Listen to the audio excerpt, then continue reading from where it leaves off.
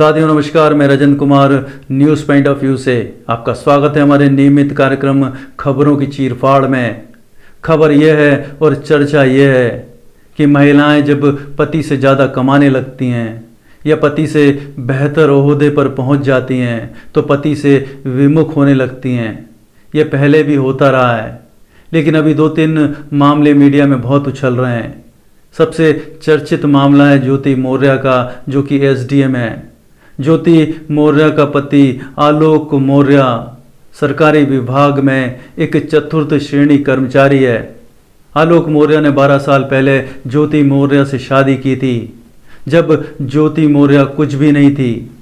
लेकिन ये ज्योति मौर्य के लगन का ही परिणाम है कि उसने यूपीएससी क्लियर किया और एसडीएम बन गई। आलोक मौर्य के अनुसार उसने ज्योति मौर्य को पढ़ाया लिखाया, तभी वो एसडीएम तक पहुंच सकी। लेकिन एसडीएम बनने के बाद ज्योति मौर्य के रंग बदलने लगे और बात तलाक तक पहुंच गई। हमारे समाज की समस्या यह है कि आदमी औरत को धन बल और ज्ञान में कमतर समझता है।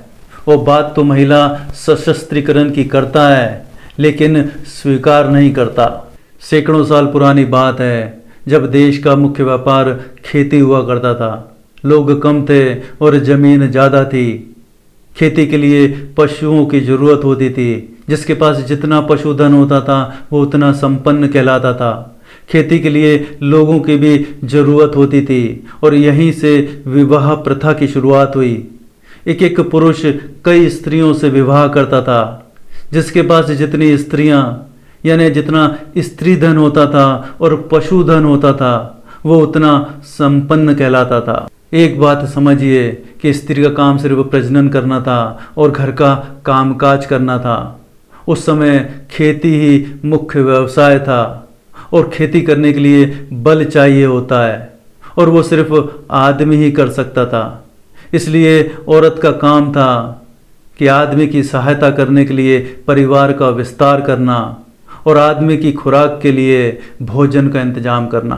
पहले जैसे ही लड़की 13-14 साल की होती थी, प्रजनन करने लायक होती थी, उसकी शादी कर दी जाती थी बच्चे पैदा करने के लिए। दुर्भाग्य से पुरुषों ने स्त्रियों को बहुत दबाया। सती प्रथा जैसी कुरीतियां इसी का परिणाम थीं। दहेज प्रथा, बाल विवाह, घूंघट प्रथा, पितृसत्ता आज भी समाज में विद्यमान है। लेकिन दूसरी तरफ मेट्रो सिटीज़ में और बड़े शहरों में स्थितियां बदल रही हैं। लड़कियां आर्थिक रूप से स्वतंत्र हो रही हैं। कई क्षेत्रों में स्त्रियां सफलतापूर्वक काम कर रही हैं और पुरुषों के बराबर आकर खड़ी हो गई हैं, बल्कि कई क्षेत्रों में तो पुरुषों से आगे निकल गई हैं।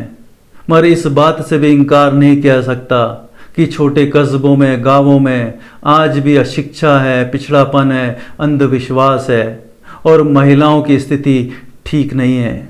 तो ज्योति आर्य के पति को ये थोड़ी मालूम था कि ज्योति मौर्य एसडीएम बन जाएगी, और वो जब एसडीएम बन गई तो आलोक मौर्य का पौरुष जाग गया और एक चतुर्थ श्रेणी कर्मचारी ने ये चिल्लाना शुरू कर दिया कि ज्योति मौर्य भ्रष्ट है, बदचलन है, वगैरह वगैरह।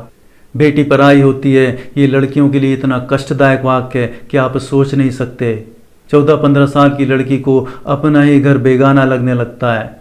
लड़की के माँ बाप लड़की की पढ़ाई के लिए पैसा नहीं खर्चते, बल्कि उसके दहेज जोड़ते हैं। ये लड़कियों के ऊपर अत्याचार है। ज्योति मौर्य होशियार होगी पढ़ाई में, तभी तो उसका यूपीएससी में चयन हो पाया। यूपीएससी में 10 लाख युवक युवतियां बैठते हैं और सिर्फ 800 लोगों का चयन हो पाता है। लेकिन ज्योति के माँ बाप ने उसकी शादी एक भृत्य से कर दी क्योंकि वो सरकारी नौकरी में था। ये कैसा समाज है? लड़कियां इस परंपरा के विरुद्ध आवाज क्यों नहीं उठाती? माँ बाप की समस्या यह है कि लड़की अगर पढ़ लिख लेगी तो सवाल करने लगेगी।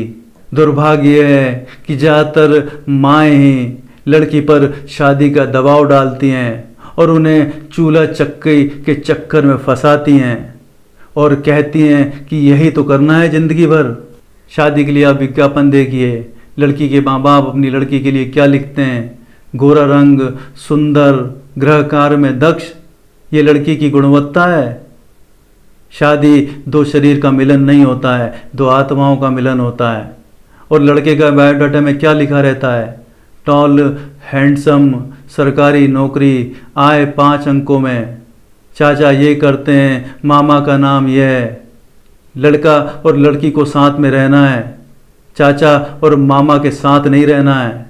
और ब्याह लड़की को सरकारी नौकरी से नहीं करना है, लड़के की चेतना से करना है। जीवन भर की संगति क्या नौकरी देखकर और रंग देखकर होगी, कि बोध से होगी, समझ से होगी और ज्ञान से होगी।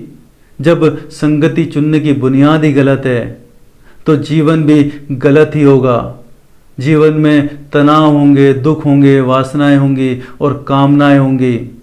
और बेहोश माता पिता के बच्चे भी बेहोश भरा जीवन जिएंगे। नमस्कार।